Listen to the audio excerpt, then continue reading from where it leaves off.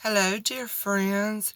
I was doing a little studying out here and came across something, and I thought I might share this little bit for anybody that finds themselves in a way that they do not want to be.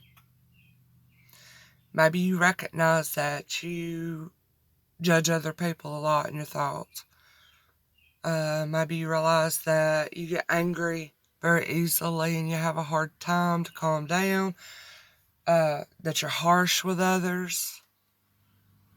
What that you worry a lot and you wish that you could trust the Lord more. In whichever way you find yourself, I want to look at a couple of scriptures here. This is going to be very short. And I'm going to share with you what I do, and it has been successful. It is kind of the direction the Lord gave me for when I find myself in a way I don't want to be, and I want to be otherwise. I want to look at Jeremiah 10:23. Y'all probably know these scriptures. I'm just going to go over them real quick. It says, I know, Lord, that people's lives are not their own. We do not direct our own steps. Proverbs 16:9. In their hearts, humans make their own plans, but the Lord determines our steps. The Lord directs our steps. We make our plans, but the decision's in the Lord's hands. You ever notice that you make a plan to do this, that, or the other? Something comes along, just blows it to pieces. I've recognized that whatever comes to my life and touches me, the Lord is in it. Just look for Him. Seek Him. Ask Him, why has this come? What lesson is there for me to learn? And a very simple way that I can describe that right there, that I taught my daughter about, is we can make our plans, but the Lord directs our steps. Is say, I told her one day we got up and we had planned and got our picnic together and we were going swimming that day. Thunderstorms and all this stuff moved in. It canceled our plans. We couldn't go do it. And I said, but what if the Lord knew that an accident would happen in that pool? What if He knew we would be in a car accident on the way to that pool? We have to trust that the Lord directed our steps to not go. We made the plan to go. If it doesn't work out, there's a reason for it. And she still thinks of that to this day. Doesn't mean we're always happy when our plans are frustrated and things change, but we can recognize that the Lord's in control and there's a reason for it. We can make our plans, but the Lord directs our steps. That's just a little bit on that one. And so then it goes on to say,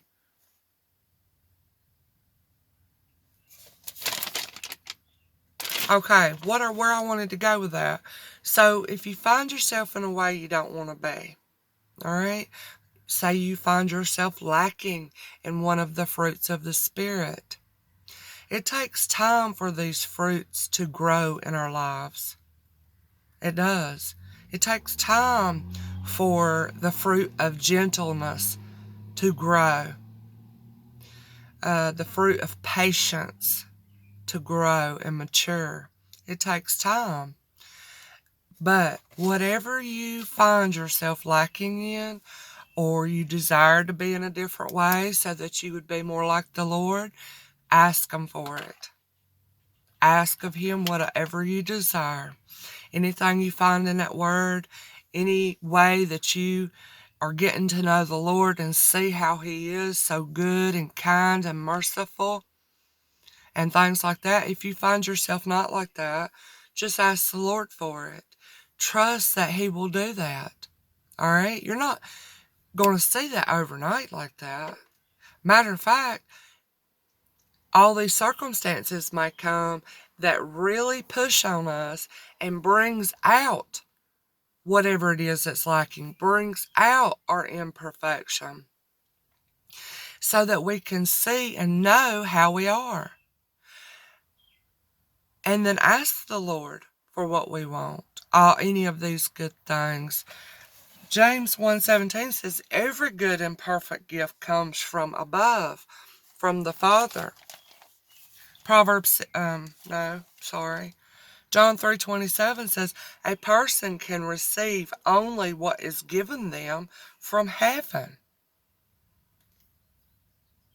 1 Corinthians 4:7, what do you have that you didn't receive? So if you received it, why do you boast about it? And that's another thing. We maybe have the gift of being able to overlook offenses easily and not getting mad back with people. People might say a harsh thing or come at us or be accusatory or not agree with us. But say, for example, maybe I have the ability, because the Lord's worked it into me, to overlook that offense. Love them in return. Cover that offense. Love covers a multitude of sin. I can be gentle with them. I can accept them where they're at. Stuff like that. But maybe you aren't able to do that yet. But I can't boast myself over you, because the only reason I'm able to be that way is because the Lord has granted it to me. And you may be dealing with people that haven't received these good things from the Lord yet, especially if they don't have a relationship with the Lord. You know, think about that. So that's just kind of what I wanted to put out there. In whatever way you find yourself that you want to be different, ask the Lord. Wait on the Lord. You know, all those scriptures about waiting on the Lord. I find myself waiting on the Lord so much these days. And keep in mind, when you ask Him for this, you must believe and trust that you're going to receive it. But don't be surprised if all of a sudden you find yourself acting opposite of that which you want. While we're waiting for the Lord to do this work in us, to bring about that which we ask for, believe circumstances are going to come our way. They are practice. Hard situations, trials, arguments, whatever it may be, are going to come to us. They're practice to practice and work through. Seek the Lord, be corrected, keep going. This fruit, this seed that has been planted, you have asked for. It has been given. Ask and you'll receive.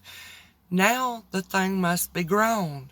Now that good thing you wanted must be worked out. You know, so we don't have to rebuke and reject all these things coming at us that we see as wrong or bad or hard. Know that it's practice for you to apply what you're learning. Trusting that the end result will be that which you have asked for. You know? I'm still waiting. I'm waiting on so many things from the Lord. I'm waiting for Him to open my understanding so I can understand what He's teaching me in His Word more. Always waiting on the Lord, failing, falling down, messing up. You know, I'm having to learn that it's not in me to produce this good fruit. We must be attached to the vine, you know, to produce fruit. The vine, Jesus Christ. All good things flow from Him. He is giving of Himself to us. He's giving us His nature and His ways. As we're connected to Him, these good things flow out. That's how the fruit is produced. And all these good things that we're desiring, you know, all the fruits of the Spirit to grow and mature in us, is not just that we can be some good somebody. No, it's that others may come and eat of that fruit. They get to experience what it means to deal with a patient person. Will be kind towards them, gentle towards them, and all these kind of things, benefiting those that the Lord has put in our lives. That is how they experience Him, through us. That is how the light is shined on to others. Every good thing He gives us is for the building up of the body of Christ. That's what He said. It's for others. So I hope anybody might be helped by that. That's how I've found it to be. I'm still waiting on the Lord for so many things. Finding myself so very opposite of Him sometimes. Don't let that get you so down, okay? Because our hope is in Him, that He is going to finish the good work He started in us. It is not in us to do. He is changing our nature, changing who we are and how we think. That's a big thing. So be patient. Keep your eyes on Him. All right? All right. So I love you guys. Talk to you soon. Bye-bye.